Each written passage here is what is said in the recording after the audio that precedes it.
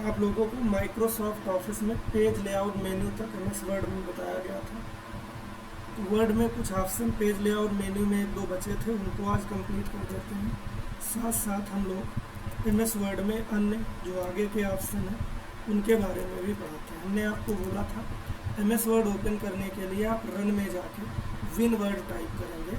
Run open करने के लिए कीबोर्ड में जो विंडो बटन होती है, विंडो के साथ आप आर दबाइए, रन का डायलॉग बॉक्स खुल जाएगा। इसके बाद आप विन वर्ड टाइप करके इंटर कर दीजिए। इंटर करते ही देखेंगे यहाँ पे एमएस वर्ड की जो विंडो है वो ओपन हो जाएगी। ओपन होने के बाद यहाँ पे ढेर सारी मेन्यूज़ आने लगेंगी।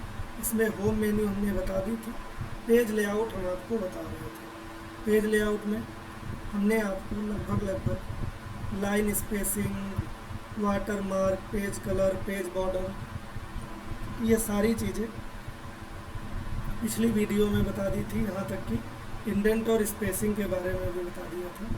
थोड़ा सा ये अरेंज वाला पैनल बचा था, इसके बारे में भी हम आपको बता देते हैं। अरेंज वाले पैनल की बेसिक ज़रूरत तब पड़ती है जब हमें अपने टेक्स्ट के अलावा डॉक्यूमेंट में अन्य चीज़ों को भी अरेंज करना हो, जैसे कोई पिक्चर, शेप। इसलिए हम अरेंज ऑप्शन में इन सब ऑप्शनों की हेल्प ले सकते हैं। जैसे हमने यहाँ पे कुछ टेक्स्ट लिखा, टेक्स्ट लिखने के बाद हमने कोई यहाँ पे पिक्चर इंसर्ट कराई, तो पिक्चर हमने ढेर सारी सेव कर रखी है। चलो इसी में से यही पिक्चर ले लेते हैं। तो पहले जो पिक्चर आती है इसका साइज़ कैसे छोटा करेंगे, ये आप टूल्स देख पा रहे होंगे। ड्रैग करने के टूल्स हैं, इनको पकड़ के हम इसको ड्रैग करके छोटा कर लेंगे। बाकी अगर बड़ा करना नीचे की तरफ तो ये टूल यूज़ कर सकते हैं। साथ साथ जब पिक्चर आ जाएगी तो यहाँ पे फॉर्मेट मेन्यू भी आ जाएगी। इसमें पिक्चर की आप ब्राइटनेस जितनी भी कम ज़्यादा करना चाहें कर सकते हैं। इसके अलावा कंट्रास्ट जितना भी आप बढ़ाना चाहें या घटाना चाहें घटा सकते हैं। कंप्रेस कर सकते हैं, पिक्चर बदल सकते हैं। रीसेट कर देंगे तो जो भी ये सेटिंग लगाई होगी रीसेट हो जाएगी। इधर आप पिक्चर को कोई शेप दे सकते हैं कि पिक्चर सर्कल में आए तो पिक्चर सर्कल में आएगी। अगर कोई बॉर्डर कलर देना चाहें तो आप बॉर्डर कलर भी दे सकते हैं कि रेड कलर का बॉर्डर आए, कैसा आए। अगर पिक्चर में कोई इफ़ेक्ट लगाना चाहें कि शेडो बन के आए, या इसमें आप दुनिया भर के डिज़ाइन यहाँ से आप चुन सकते हैं। तो इस तरह से आप अलग अलग इफ़ेक्ट आप अपने पिक्चर पे लगा सकते हैं। तो ये पोजीशन में ये जो अरेंज का पैनल है आपको फॉर्मेट में भी मिलता है, और अरेंज का पैनल आपको पेज लेआउट में भी मिलता है। यानी दोनों जगह से आप अरेंज वाले पैनल का इस्तेमाल कर सकते हैं। तो यहाँ पे अगर हम देखें तो पोजीशन ऑप्शन का क्या यूज होता है, सबसे पहले हम लोग इसको पढ़ते हैं। तो अगर हम पोजीशन ऑप्शन की बात करें तो पोजीशन में हमारी पिक्चर कहाँ पे आएगी, top left, top centre, top right, centre left, centre centre, centre right, bottom left, bottom centre, bottom right. हम चाहते हैं कि हमारी टॉप लेफ्ट आए तो हम पोजीशन यहाँ से टॉप लेफ्ट लगा सकते हैं। तो ये काम पोजीशन का होता है। पोजीशन के बाद आते हैं टेक्स्ट रैपिंग, कि टेक्स्ट के साथ हमारी पिक्चर का एडजस्टमेंट क्या रहेगा। तो बाय डिफ़ॉल्ट स्क्वायर लगा रहता है। अब अगर हम टाइट लगा देते हैं तो ये जो स्पेस छूटा हुआ है इसको भी ये कवर करने की कोशिश करेगा। आप देख पा रहे हैं मैटर जो है काफ़ी करीब से आ रहा है। टाइट के अलावा अगर आप यहाँ से बिहाइंड टेक्स्ट लगा देते हैं तो मैटर के पीछे चली जाएगी। अगर आपको इन फ्रंट ऑफ टेक्स्ट लगा देते हैं तो मैटर के ऊपर आ जाएगी। इसके अलावा स्क्वायर इसका डिफ़ॉल्ट होता है तो हम फिर से स्क्वायर लगा देते हैं। फिर बारी आती है अलाइन की, कि ये पिक्चर का अलाइनमेंट क्या रहेगा। तो वैसे तो पिक्चर का अलाइनमेंट लेफ़्ट है, लेफ़्ट में भी कहाँ से रहेगा, अलाइन विद मार्जिन यानी मार्जिन से लेफ़्ट, या अलाइन विद पेज एकदम पेज से लेफ़्ट। तो यहाँ पे अगर देखा जाए तो ये पिक्चर जो है अलाइन टू मार्जिन है। अगर हम अलाइन टू पेज लगा दें और इसके बाद हम यहाँ से लेफ़्ट लगाते हैं तो ये एकदम पेज के किनारे से आएगी। अगर हम इसको यहाँ से अलाइन टू मार्जिन लगा दें, इसके बाद लेफ़्ट लगाएं तो ये कितना भी लेफ़्ट आएगी लेकिन मार्जिन एरिया के अंदर ही रहेगी। इसके बाद रोटेट, रोटेट के लिए ग्रीन कलर का आपको टूल नज़र आ रहा होगा, इस पर आप पॉइंटर ले जाएं और बाईं बटन प्रेस करके इस पिक्चर को जिस दिशा में जितना चाहें आप रोटेट कर सकते हैं। इसके अलावा कुछ ऑप्शन और आते हैं, सेंड बैकवर्ड, सेंड फॉरवर्ड। ये सब तब यूज़ किए जाते हैं जब आपने कई पिक्चर या शेप इंसर्ट कराए हुए हैं, जिसमें इंसर्ट में जाते हैं, शेप्स में जाते हैं। एक मान लीजिए हमने रेक्टेंगल बना लिया, किसी भी कलर का, ब्लैक कलर का देते हैं। फिर हमने एक सपोज दैट सर्कल बना लिया, ठीक। फिर हमने एक ट्रायंगल बना लिया, ये हमने 3 शेप अलग अलग कलर के बनाए। अब हमको जो ये ट्रायंगल है इसको सर्कल के पीछे ले जाना है, तो हम सेंड टू बैक वाले सेक्शन के ड्रॉप डाउन टूल पे क्लिक करेंगे। तो यहाँ पे 3 ऑप्शन है, send to back, send backward और सेंड बिहाइंड टेक्स्ट। अगर हम इसको सेंड टू बैक करते हैं तो सेंड टू बैक में क्या होता है, जितने भी शेप हैं सब के पीछे चला जाएगा। अगर हम सेंड बैकवर्ड करते हैं तो एक एक के पीछे जाएगा। आप देख पा रहे हैं सिर्फ सर्कल के पीछे गया है। इसके बाद अगर फिर से आप एक बार सेंड बैकवर्ड कर देंगे तो ये स्क्वायर मतलब रेक्टेंगल के भी पीछे चला जाएगा। इसी तरह से अगर आपको ऊपर लाना है तो आप ब्रिंग फॉरवर्ड करेंगे, एक एक करके ऊपर आ जाएगा। बाकी अगर एक ही बार में ले जाना है सेंड टू बैक और एक ही बार में ऊपर लाना है तो ब्रिंग टू फ्रंट, इन टूल का इस्तेमाल किया जा सकता है। फिर बारी आती है ग्रुप की। अब ग्रुप का क्या काम है, ये जितने भी टूल हैं इनको हम अलग अलग भी एडजस्ट कर सकते हैं, जिसको जहाँ चाहें उठा के रख सकते हैं, जिसको छोटा चाहें छोटा कर सकते हैं, बड़ा चाहें बड़ा कर सकते हैं। तो ये सारा काम जो है माउस की बाईं बटन प्रेस करके किया जा सकता है। अब अगर इन सब पे हम कोई कॉमन इफेक्ट लगाना चाहें तो कीबोर्ड से कंट्रोल दबाए रहें और क्लिक करके इन तीनों को सिलेक्ट कर लें। सेलेक्ट करने के बाद ग्रुप में जाएं और इन्हें ग्रुप कर दें। बाहर कहीं भी क्लिक कर दें। अब ये ग्रुप हो गया। अब इसमें आप एक को माउस की बाईं बटन दबा कहीं ले जाएंगे तो सारे एक साथ जाएंगे, सारे एक साथ छोटे होंगे, सारे एक साथ बड़े। फिर आपको वैसे ही सेपरेट करना है तो फिर आप कंट्रोल दबाए रहिए और क्लिक करके इन सारे टूल्स को सिलेक्ट कर लीजिए और सेलेक्ट करने के बाद इन्हें फिर से अनग्रुप कर दीजिए और बाहर कहीं क्लिक कर दीजिए। अब ये फिर सेपरेटली इफेक्ट करेंगे। तो ये जो काम होता है ये ग्रुप ऑब्लिक अनग्रुप का होता है। इसके बाद आप पेज लेआउट मेन्यू में कुछ ऑप्शन और देख पा रहे थे यहाँ पे। थीम से क्या होता है कि जब हम थीम चेंज करते हैं तो जो हमने शेप वगैरह डाले हुए हैं उनके कलर भी थीम के हिसाब से चेंज हो जाते हैं। इसके अलावा टेक्स्ट में फॉन्ट कलर, इन चीज़ों पे भी थोड़ा बहुत प्रभाव पड़ता है। आप देख पा रहे होंगे जैसे जैसे हम अलग अलग थीम चुन रहे हैं शेप्स का भी कलर चेंज हो रहा है और टेक्स्ट पे भी इसका प्रभाव पड़ रहा है। तो ये काम जो होता है थीम का होता है। बाकी अगर हम कलर स्पेशली चेंज करना चाहें तो हम कलर भी चेंज कर सकते हैं। अगर हम कलर न चेंज करके फॉन्ट स्पेशली चेंज करना चाहें तो हम यहाँ पे फॉन्ट को भी स्पेशली चेंज कर सकते हैं। तो इन चीज़ों को एक साथ भी बदला जा सकता है और इन चीज़ों को अलग अलग भी बदला जा सकता है। फिर बारी आती है आपके व्यू मेन्यू की। व्यू मेन्यू से अगर हम देखें तो हम डॉक्यूमेंट का व्यू चेंज करने का काम करते हैं और इसमें भी ढेर सारे ऑप्शन होते हैं। ढेर सारे ऑप्शन का मतलब यहाँ पे जैसे रूलर अगर आपको लगानी हटानी है तो आप हटा सकते हैं। रूलर सेट करने से मेन फ़ायदा ये रहता है कि माउस की बाईं बटन दबा के इसके मार्जिन को कम ज़्यादा किया जा सकता है। रूलर के बाद दूसरा ऑप्शन आता है डॉक्यूमेंट मैप। ये फ़िलहाल उन डॉक्यूमेंट के लिए इफ़ेक्टिव होता है जिसमें हमने कोई डाटा जो है बढ़िया कैप्शन यानी टाइटल दे दे के लिखा हुआ है तो वहाँ पे हम इस ऑप्शन का इस्तेमाल करते हैं। देखते हैं अगर हमने कोई फ़ाइल बनाई होगी जिसमें हमने कैप्शन दे दे के लिखा होगा, इसे हमें लगता नहीं बनाई होगी, कोई बात नहीं। उस दिन हमने एक फ़ाइल बनाई थी फंडामेंटल नाम से, ये देखो बनी हुई है। इसमें देखते हैं कि नहीं कई हेडिंग दी हुई है। तो अगर हमने यहाँ कैप्शन दे दे के हेडिंग दी हुई है और इन जगह पे कोई एड्रेसिंग की है, जैसे हमने बुकमार्क लगाया होता, बुकमार्क अभी हम फ़िलहाल पढ़ाएंगे, तो ये क्या करता है कि जब हम थंबनेल्स पे टिक करते, व्यू में जाके डॉक्यूमेंट मैप पे टिक करते, तो इधर आप देख पा रहे हैं हर कैप्शन यानी हेडिंग का ऑप्शन इधर आने लगेगा, और आप जिस हेडिंग पे टिक कर देंगे डायरेक्ट आप उसी हेडिंग पे पहुंच जाएंगे। तो ये फाइल हमने जब पहली ऑफिस की फाइल बनाई थी, होम मेन्यू का जो वीडियो बनाया था उसमें ये फाइल हमने बताई थी। इसके बाद डॉक्यूमेंट मैप के बाद अगला ऑप्शन हम चुन सकते हैं थंबनेल्स। तो इसमें क्या होता है कि पेज के शॉर्टकट आने लगते हैं। हमने 2 पेज लिखे हैं, दोनों आ रहे हैं थंबनेल्स में। आप जिस पेज पे टिक करेंगे आप डायरेक्ट उस पेज पे पहुंच जाएंगे। बाकी बारी आती है ग्रिड लाइंस की। ग्रिड लाइंस अगर आप मार्क कर देते हैं तो बैकग्राउंड में सेल्स बन के आने लगेंगे। तो ये काम आपके इस सेक्शन का होता है। फिर बारी आती है आपके डॉक्यूमेंट व्यू की।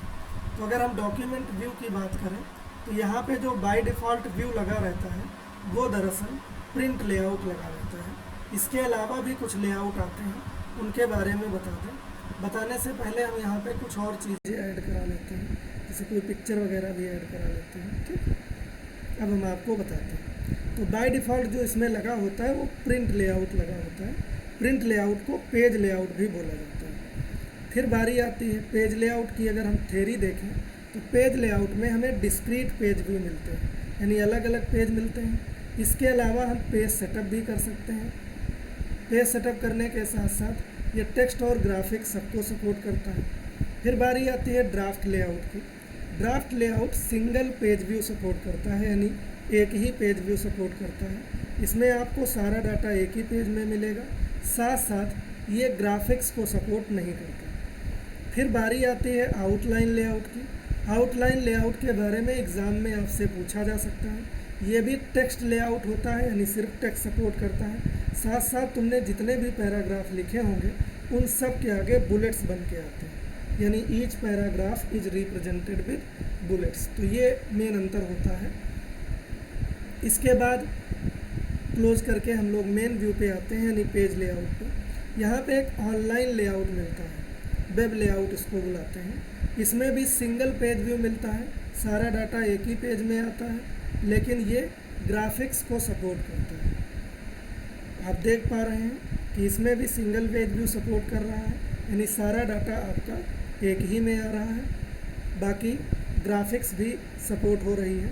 फिर आती है फुल स्क्रीन रीडिंग। अब फुल स्क्रीन रीडिंग पे जब हम टिक करते हैं तो ये क्या करता है कि सारा डाटा दिखाने के लिए सारे टूल बार, टाइटल बार वगैरह वगैरह को हाइड कर देता है, ताकि हम डॉक्यूमेंट को ईजिली स्टडी कर सकें यानी पढ़ सकें।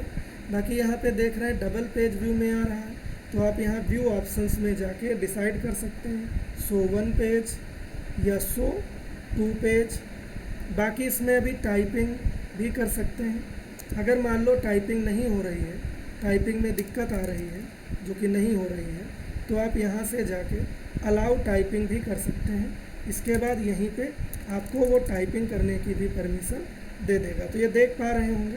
बाकी क्लोज करके हम फुल स्क्रीन एरिया से फिर बाहर आ सकते हैं। तो ये बात आपको समझ आ रही होगी कि कैसे हम लोग अलग अलग लेआउट को और व्यू को मैनेज कर सकते हैं। फिर बारी आती है जूम की। जूम बढ़ाने का एक घटाने का एक शॉर्टकट भी होता है। हम माउस की बाईं बटन कीबोर्ड में कंट्रोल बटन दबा के जब माउस की स्क्रॉल वाला पहिया लगा होता है सर्कल, उसको जब उंगली से हम मूव करेंगे तो उससे भी जूम घटाया और बढ़ाया जा सकता है। बाकी आप यहाँ पे देख पा रहे होंगे ये जूम स्लाइडर का भी टूल आता है। यहाँ से भी आप जूम को कम ज़्यादा कर सकते हैं। जूम बढ़ाना चाहें तो आप बढ़ा लें, घटाना चाहें तो आप घटा लें। इसके अलावा भी जूम के कई ऑप्शन आते हैं। आप जूम में चले जाएं तो यहाँ पे देख पाएंगे आपको 200%, 100% कई ऑप्शन यहीं पे मिल रहे हैं। बाकी आप यहाँ से भी जूम को कम ज़्यादा कर सकते हैं। अब बात आती है मैक्सिमम और मिनिमम की, तो इसके बारे में हम आपको बता दें। अगर आप पिक्चर की बात करते हैं, पिक्चर यानी इमेज, जैसे माइक्रोसॉफ्ट ऑफिस पिक्चर मैनेजर वगैरह हैं, अभी हम इनके बारे में पढ़ाएंगे आपको। तो पिक्चर को मैक्सिमम 800% जूम किया जा सकता है, 800% पिक्चर को। बाकी अगर हम MS ऑफिस में आ जाए तो इस चीज़ को आप कहीं नोट कर लें। MS ऑफिस में जो MS वर्ड की फाइल होती है, MS वर्ड की फाइल को मैक्सिमम 500, जबकि लिब्रे में जो वर्ड की फाइल होती है यानी राइटर डॉक्यूमेंट की फाइल होती है उसको 600% जूम किया जा सकता है। बाकी मिनिमम की अगर हम बात करें तो मिनिमम वर्ड में भी 10%, एक्सेल में भी 10%, पावर पॉइंट में भी 10% और एक्सेस में भी 10% जूम किया जा सकता है। तो ये आप यहाँ पे देखें, जूम स्लाइडर जो है इसको आप हम कैंसिल कर देते हैं, इसको आप मिनिमम 10% ला सकते हैं और मैक्सिमम 500 देख पा रहे होंगे यहाँ पे इस समय मैक्सिमम 500% लिखा हुआ है। अगर लिब्रे का राइटर डॉक्यूमेंट होता तो आप यही मैक्सिमम 600% यहाँ से जूम कर सकते थे।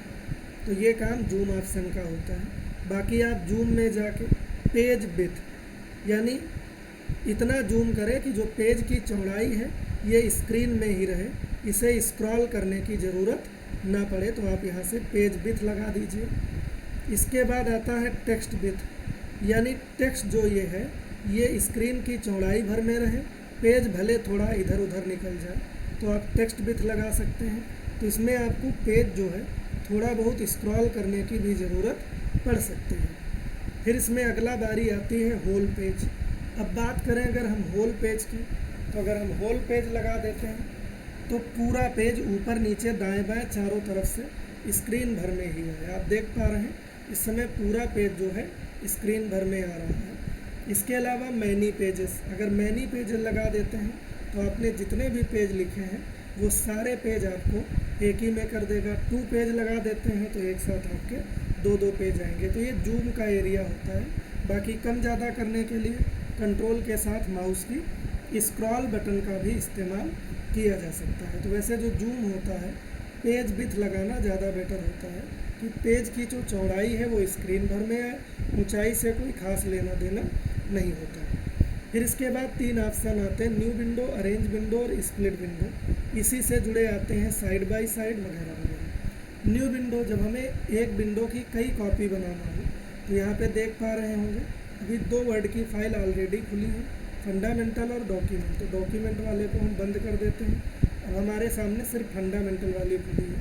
अब हम न्यू विंडो पे टिक करेंगे तो आप देख पाएंगे फंडामेंटल की ही 2 कॉपी बन गई, 1 और 2।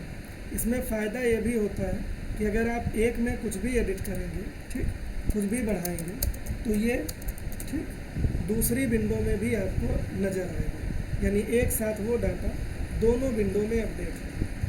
तो ये काम होता है न्यू विंडो का कि आप एक में कोई डाटा एडजस्ट करेंगे तो एक साथ वो डाटा दोनों विंडो में आपको नज़र आएगा।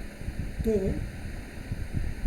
इसमें हमने लिखा, अच्छा ये हमने लिखा नीचे वाले पेज में था और हम देख ऊपर वाला पेज रहे, कोई बात नहीं। इसमें भी नीचे वाले पेज में जब आप आएंगे तो आपको वो डाटा यहाँ पे लिखा नज़र आएगा, ठीक है। तो ये हमने यहाँ पे लिखा था दिस इज़ माई नेम, इसमें भी नज़र आएगा। और जब आप दूसरी फाइल में जाएंगे तो दिस इज़ माई नेम आपको इसमें भी नज़र आएगा। बाकी आप यहीं से एक साथ देखना चाहें तो व्यू साइड बाय साइड लगा सकते हैं, ये भी विंडो आपकी आ रही और ये भी, ठीक। अब अगर आप चाहें तो इनको स्क्रॉल भी कर सकते हैं। आप देख पा रहे होंगे कि स्क्रॉल हम एक कर रहे हैं जबकि दोनों स्क्रॉल हो रही हैं। तो इसके लिए ये होता है कि ये व्यू साइड बाय साइड लगाने के बाद जो ये नीचे ऑप्शन आता है साइंक्रोनस स्क्रॉलिंग, आप इसको हटा दीजिए। जब आप साइंक्रोनस स्क्रॉलिंग हटा देंगे तो ये स्क्रॉल करेंगे तो ये स्क्रॉल होगा, और जब आप ये स्क्रॉल करेंगे तो ये स्क्रॉल होगा। दोनों पेज एक साथ स्क्रॉल नहीं होंगे, बल्कि अगर फिर से आप यहाँ से साइंक्रोनस स्क्रॉलिंग लगा देते हैं तो फिर आपके दोनों पेज जो हैं एक साथ स्क्रॉल होंगे। तो फिलहाल हम एक और बाकी एक विंडो को फ़िलहाल हटा देते हैं तो एक विंडो हमारे पास बचती है। रीसेट पोजीशन का वही है कि अगर हम अरेंज कर देते हैं तो उनको रीसेट पोजीशन करते हैं। स्विच विंडो, अब न्यू विंडो करने के बाद आगे पीछे जाने के लिए आप यहाँ से क्लिक करके भी जा सकते हैं। अगर क्लिक करके आप ना जाना चाहें तो व्यू में जाके स्विच विंडो में जाके जो विंडो आप मन करे यहाँ से आप चुन सकते हैं। तो बड़ी आसानी से इसको यहाँ से स्विच विंडो किया जा सकता है। बाकी ये जो मैक्रो करके ऑप्शन आपको दिखाई दे रहा है, ये मैक्रो ऑप्शन हम आपको एक्सेल में पढ़ाएंगे। क्योंकि एक्सेल में अभी ये ऑप्शन पढ़ाना भी है। मैक्रो ऑप्शन वर्ड में भी आता है, एक्सेल में भी आता है, पावर पॉइंट में भी आता है, कई एप्लीकेशन में आता है। तो हम इस ऑप्शन को आपको एक्सेल में पढ़ाएंगे। तो ये इतने ऑप्शन जो थे ये पेज लेआउट और व्यू मेन्यू के थे। इसके बाद इम्पॉर्टेंट मेन्यू में आपकी इंसर्ट मेन्यू आती है, इसके बारे में भी हम आपको बताएंगे धीरे धीरे करके। कुछ ऑप्शन जैसे इसमें कवर पेज करके आता है। मान लीजिए हम कोई बुक बनाते हैं, मैगजीन बनाते हैं और हमें उसके लिए फ्रंट पेज डिज़ाइन करना होता है, तो यहाँ पे हम कवर पेज ऑप्शन की हेल्प ले सकते हैं। तो हम एक काम करते हैं, इसके लिए पेज में सबसे ऊपर कर्सर रखते हैं और इसके बाद कवर पेज पे टिक कर देते हैं। तो जब हम कवर पेज पे टिक कर देते हैं तो सारे पेज के ऊपर एक नया पेज यहाँ पे आ जाता है। अब यहाँ पे टाइप द डॉक्यूमेंट टाइटल, तो हम यहाँ पे टाइटल को टाइप कर सकते हैं। ठीक, तो बड़ी आसानी से टाइटल को टाइप किया जा सकता है। फिर डेट आप यहीं से पिक कर सकते हैं, क्लिक करें यहाँ से किस डेट को आपने ये डॉक्यूमेंट तैयार किया। इसके बाद अगर इसके बारे में कोई आर्टिकल लिखना है तो आप यहाँ से लिख सकते हैं और सब टाइटल आप यहाँ पे दे सकते हैं। तो इस तरह से किसी भी डॉक्यूमेंट में या मैगजीन या बुक के लिए अगर आप कवर पेज बनाते हैं तो यहाँ से बना सकते हैं। अब अगर हम इसका प्रिंट प्रीव्यू जाके देखें तो कुछ ऐसा प्रीव्यू दिखाई देगा। फिर हम नेक्स्ट पेज पे जाते हैं, अगला पेज और फिर अगला पेज। तो इस तरह से कवर पेज बनाया जा सकता है। इसमें कुछ ऑप्शन और भी आते हैं। मान लीजिए कि हमने कवर पेज लिखा, एक पेज ये लिखा, इसके बाद फिर हमने एक पेज लिखा, लेकिन बाद में पता चला कि इन दोनों के बीच एक पेज टाइप करना छूट गया, तो इसके लिए हम ब्लैंक पेज में जा सकते हैं। ध्यान रहे, अगर आप आखिरी में जोड़ना चाहें तो जोड़ने का कोई मतलब नहीं, क्योंकि आखिरी में जितने पेज आते हैं वो सारे के सारे ब्लैंक ही आते हैं। हमको मान लो जो पेज लिखे हुए हैं उनके बीच में अगर कोई ब्लैंक पेज जोड़ना है तो हम बड़ी आसानी से यहीं से किस पे टिक कर सकते हैं, ब्लैंक पेज पर। तो यहाँ पे ये क्या करेगा, दो पेज के बीच एक, ये हमने किस पे टिक कर दिया था, चलो ब्लैंक पेज पे टिक करना है। तो देखेंगे कि दो पेज के बीच आपको यहाँ पे एक ब्लैंक पेज इंसर्ट हो जाएगा। ठीक, इसमें आप जो मन करे डाटा बड़ी आसानी से टाइप कर सकते हैं। बाकी अगर हम बात करें पेज ब्रेक की, तो इसके बगल में एक पेज ब्रेक का भी ऑप्शन आता है। ठीक है, तो पेज ब्रेक के बारे में हम आपको पहले भी बता चुके हैं। ठीक, पेज ब्रेक का काम जैसे हमने एक पेज में लिख लिया और डायरेक्ट हमें दूसरे पेज में जाना है तो करते हैं, या मान लीजिए कि हमें इस पैराग्राफ से आगे का डाटा दूसरे पेज में ले जाना है तो भी हम पेज ब्रेक पे टिक कर सकते हैं। पेज ब्रेक की शॉर्टकट की जो है कंट्रोल के साथ एंटर बटन होती है। ये हमने जस्ट पिछली वीडियो में आपको बताया हुआ है। अगर आपने पिछली पेज लेआउट मेन्यू की वीडियो नहीं देखी है तो आप एक बार उस वीडियो को देख सकते हैं। इसमें कुछ ऑप्शन और बचे हैं, इनके बारे में हम आपको नेक्स्ट वीडियो में बताएंगे।